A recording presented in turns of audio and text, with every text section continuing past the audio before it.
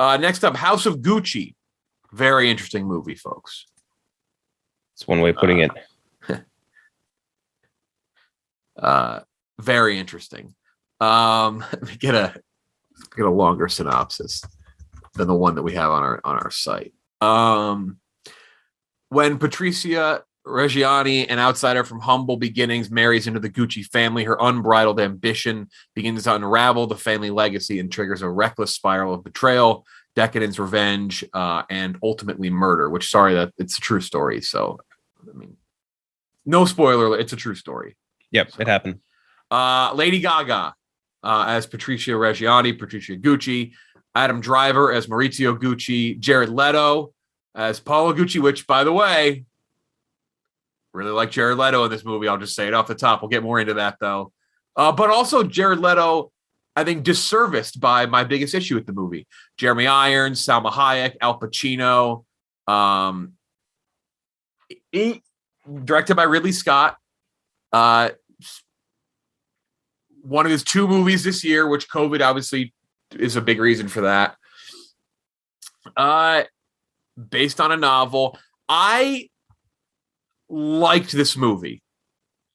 Again, you can label me as a Ridley Scott apologist. I typically like, now oddly enough, Last Duel I did love, but that's more of like a type of movie thing for me. That's just not my type of movie. I liked House of Gucci quite a bit. I think it's a little long, yes. Little bloated in spots. Audiences like it more than critics, by the way. It's a little bloated. It's like over 2.5 hour runtime. But man, I like the story.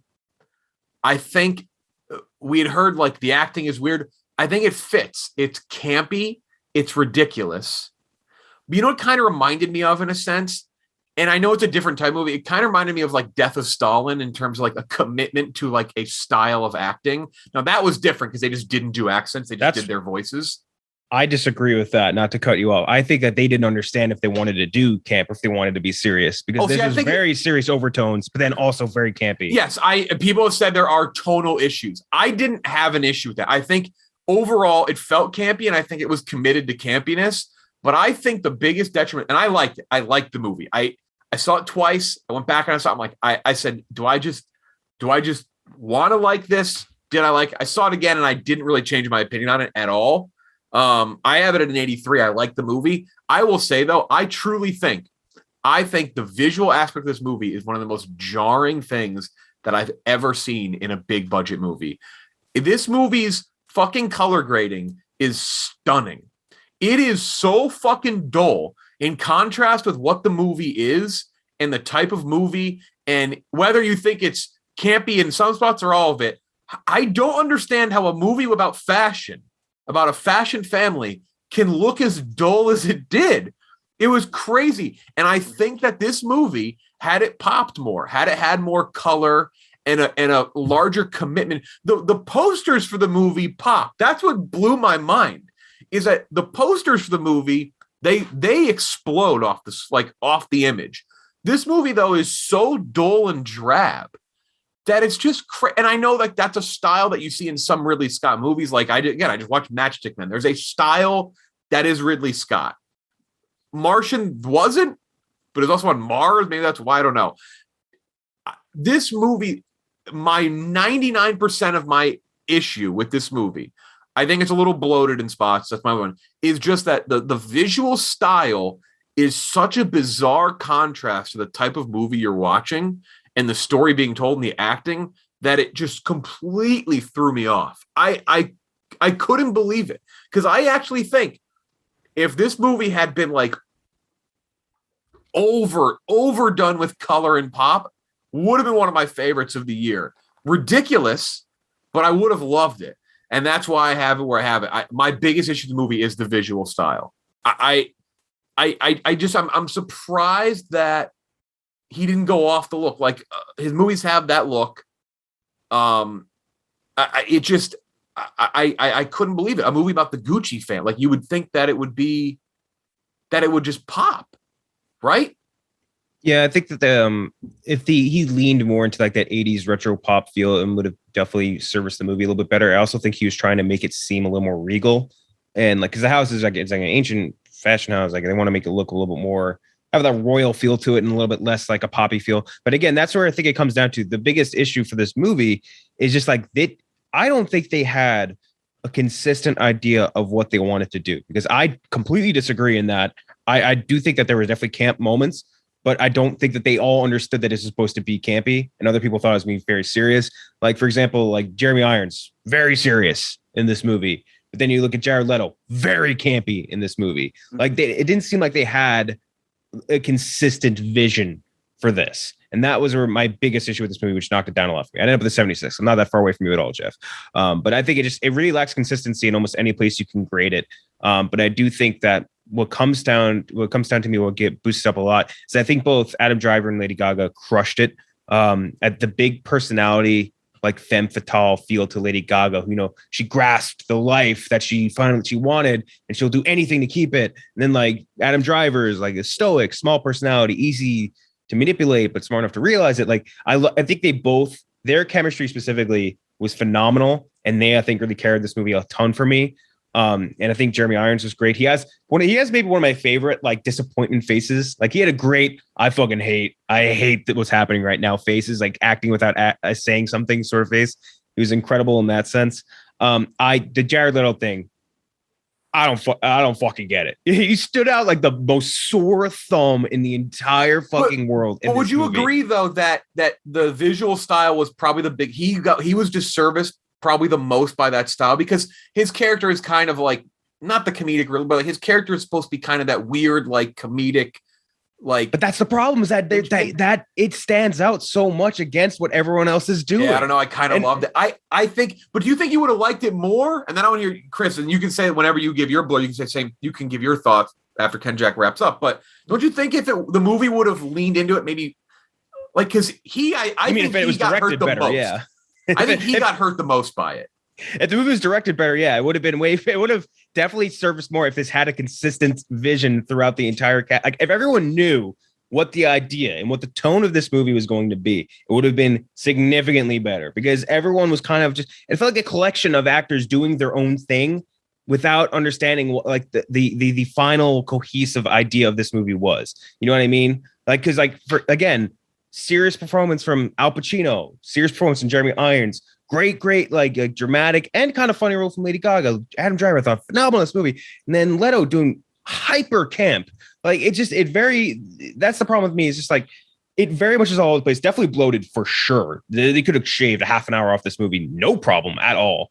And like that, other than that though, I do want to, I'm sounding like I'm shitting on this movie. It's still giving me 76. There is some very, very good moments in this. I do think the way they built up the tension that like arise between Driver and Gaga, they did it really well. I think that Gaga's performance as Reggiano was really, really cool. Cause like it made me, this is another movie, just like King Richard, where like I go home after it and I like Google everything that happened, because she did such a great job of making her a fascinating and appealing like femme. Crazy story is real, by the way. I know, that's the nuttiest part about the whole thing. And like, I'm going to look at it and like that end credit thing after he dies, where they're like, yeah, there's actually no one named the last name Gucci that works for Gucci anymore. And I was like, what the fuck? Like the Gucci's don't own Gucci. Like I didn't know any of this stuff. It's fascinating from that aspect, like just learning more about this world, because like when you think Gucci, you think like it's this hyper regal fashion brand that's like, you know, that's like the you want to grasp that, right? Like that's the level of fashion you want to have. And then like for it to have like this crazy, almost like Shakespearean type of drama attached to it during this time period is just insane. I think they did a really good job of portraying that element of it. I just think that this movie would have benefited a lot, specifically just to having a more cohesive vision of what everyone was doing. That would have made this movie a million times better. If they leaned into the camp, sure, great. If they leaned into it being more of a serious drama, sure, great. But I think that the fact that they tried to do a little bit of both kind of hurt it. I think Leto, for what it's worth, Leto in his performance in a bubble, very funny. It made me laugh multiple points, but just it graded against what was happening in the rest of this movie a lot. And but other than that, I think it would have benefited obviously from just a little bit of a different color palette, a little more color saturation. Just saturate this. Actually, maybe we could do that. We just dump this movie in our After Effects and just like up the saturation by like 50%, and maybe it might be even better. I don't know, but not my favorite. It is weird seeing two movies from the same director released like within a month, especially one as like prolific as Ridley Scott.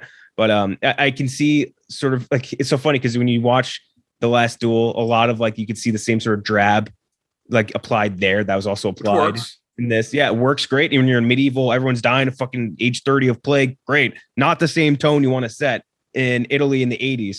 So, but it is kind of weird. I don't think either of these are Ridley Scott's best by a mile, but I do think that there is a more of a mainstream appeal for sure for House of Gucci. I think he captured that sexiness well. Great soundtrack choices too. He got all the great 80s hits that go in every 80s movie. I think he did a good job there. But yeah, solid movie.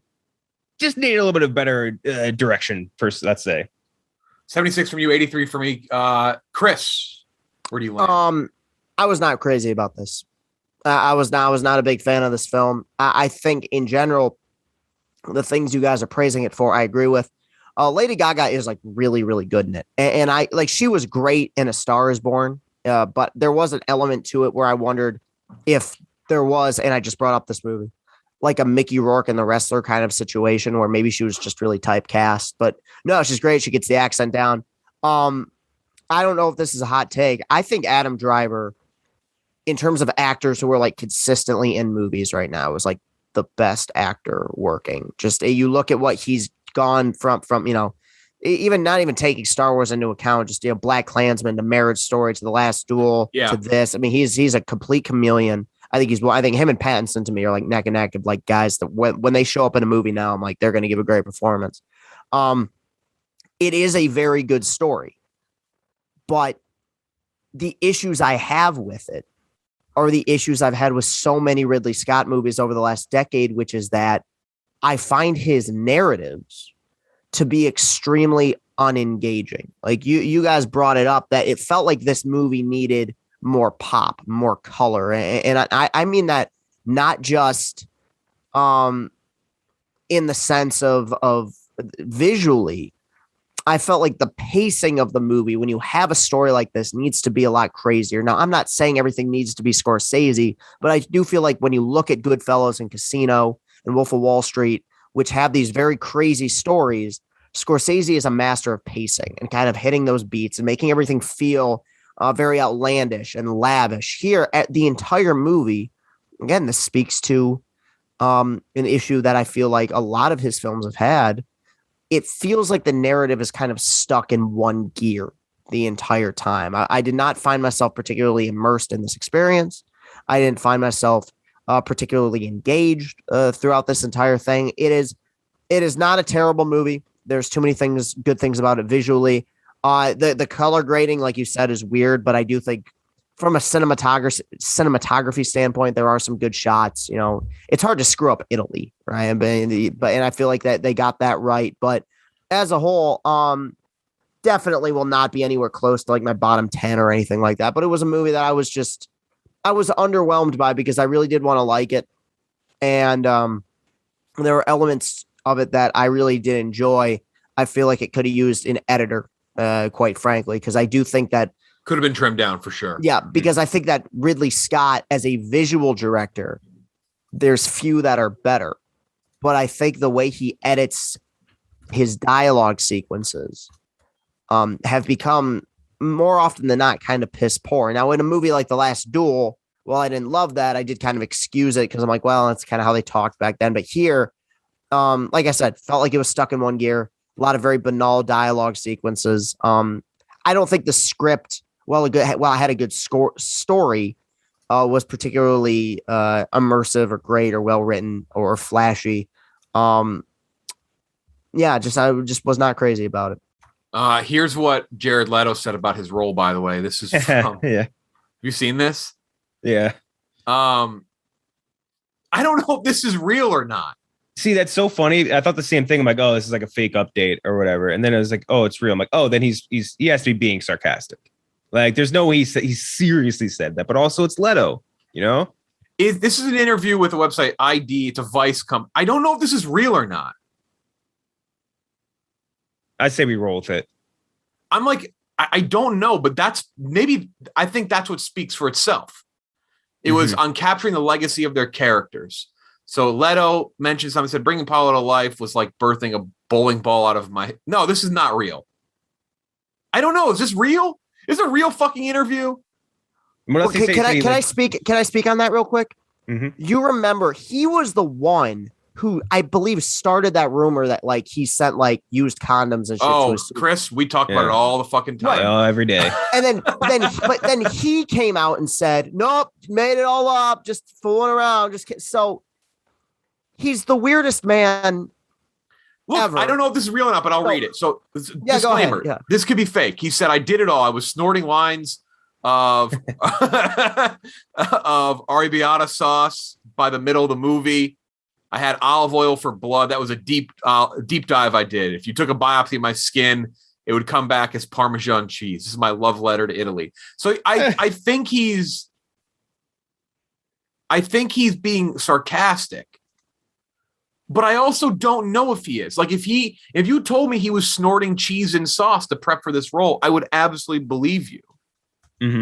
He's a very interesting cat, to say the least, Jared Leto. But I do think I don't know. So I think my enjoyment of the movie and my enjoyment of just like this weird mix of like what it was, like that very well could be like somebody who gets the answer to a math problem but does it the complete wrong way.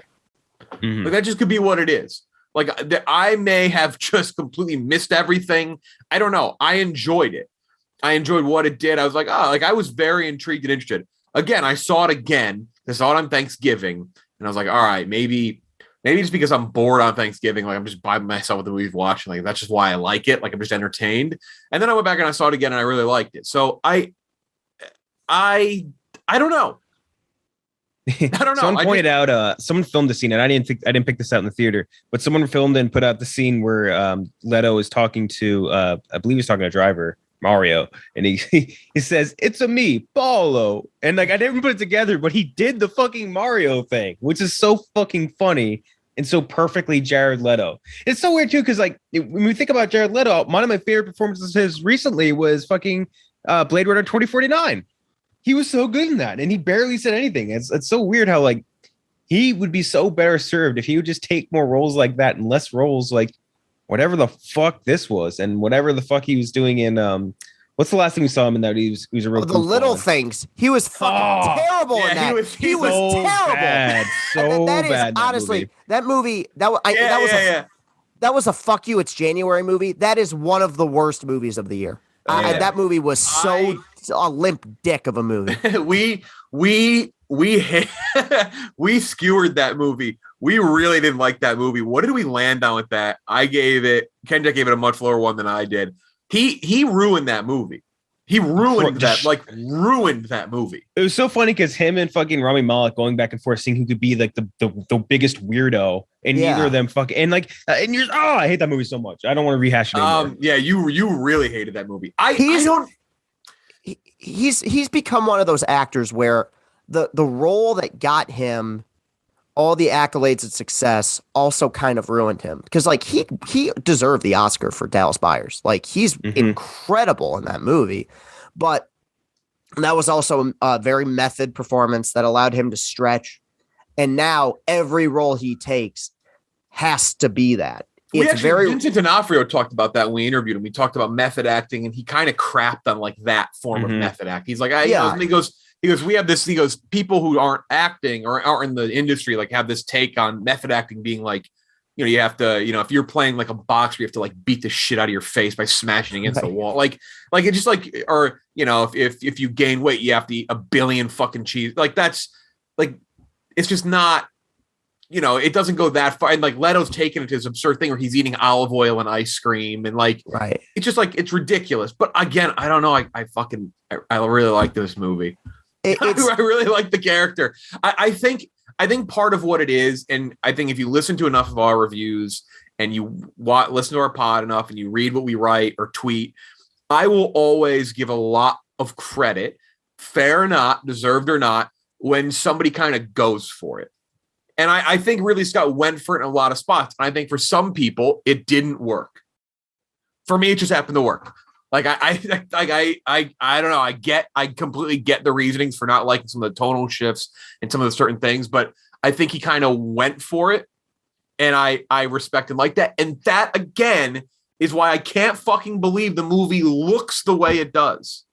That's what I don't like. I'm just still shocked by it. Like, I'm just shocked that it's a movie that clearly, whether you think it was full camp or partly, he clearly went for camp in a lot of senses. And I feel like if somebody's going to do that, it's insane that the look of the movie doesn't commit to that as well. I couldn't believe it. And I don't like, I guess we've seen trailers, but I don't think it like, I don't think you can't make that connection until you see the movie. I think seeing it in full, like it just didn't dawn on me that like, oh, this movie's not going to have a visual style that matches like what it is. Like oddly similar story, the Versace story, right? Yeah. The American Crime one. That I didn't love that show, but that show, you fucking knew where that show was, man. Yeah, that show exploded. Like visually was a treat. Like almost too much, but that's fine. That's what I wanted here. I almost want too much. I almost want it to look like you dropped it into Adobe After Effects and just put on like the and just cranked up the saturation. Like that is, I mean, again, visual is very important for me. It's a big reason why I fucking love Dune. It's a big reason why I love Blade Runner. Like this is one of those movies that would have benefited greatly from a style that is visually pleasing that can excuse maybe some of its faults. Wild movie though. What a wild, the whole idea of this movie is insane. He used the same like, fucking blue light filter that I used in Last Duel for this movie, which is kind of crazy. It's like the same exact filter. Yeah. Of medieval France. It's the same thing with again, I watched Matchstick Men. It's like one for one. That's just his style. All the money in the world, same style. But that's again like The Martian though doesn't. And I guess his space movies, Prometheus, but those are a little dull color wise, right? Covenant and Prometheus looked pretty good. The colors were a bit stilted, but maybe if he's not in space, he just this guy doesn't like to saturate his movies. Covenant and Prometheus were both kind of dull, but I think that's because they're on like a different planet, and that's excusable. So I want to make it look a little different. Thelma and Louise wasn't dull, was it? No, definitely not. Definitely not. No, that they popped that red ass car for sure. But but you're in 80s France. Let the colors vibe a little bit. That's just what I was just was surprised by that. Man, I don't know. I still liked it though. I had a good time with it. No, I mean, it's not up there anywhere near like the best of the year. Don't get me wrong. But interesting month for Ridley Scott. That's for sure. Maybe the Last Duel's not a massive release, but the people involved makes it a little upper echelon. This is not him releasing like a fucking indie movie. Like, those are two pretty big releases in terms of people back to back. So yeah, House of Gucci, we vary greatly. Chris, a lot lower than us. KenJac, yeah, no, I guess I'd go about 51 out of 100 for it. I think there will be a lot of people who like it way more than I do. Our audience very split on it. Yeah. I've seen a couple of our audience members say like 90s, a couple other ones say like I fucking hated that movie. Very interesting to say the least.